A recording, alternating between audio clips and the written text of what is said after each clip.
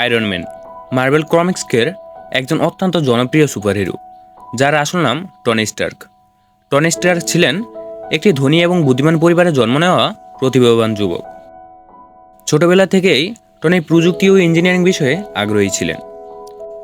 একটি দুর্ঘটনায় সন্ত্রাসীদের হাতে তার বুকে একটি আঘাত লাগে, যা মারাত্মকভাবে তাকে মৃত্যুর দিকে টেনে নিয়ে যাচ্ছিল।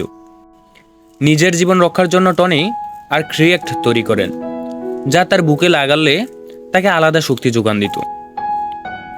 এরপর সে একটি আর্মার তৈরি করেন, যা পরবর্তীতে আয়রন ম্যানের আর্মারের প্রাথমিক রূপ হয়ে ওঠে। এর কিছুদিন পর তিনি তার প্রযুক্তিগত দক্ষতা ব্যবহার করে আরও উন্নত এবং শক্তিশালী আর্মার তৈরি করেন, যা তাকে সুপারহিরো আয়রন ম্যান হিসেবে প্রতিষ্ঠিত করে। টনি স্টার্ক অ্যাভেঞ্জার্স প্রতিষ্ঠাতা সদস্যদের একজন এবং দলের মধ্যে অন্যতম নেতৃত্ব প্রদান করেন।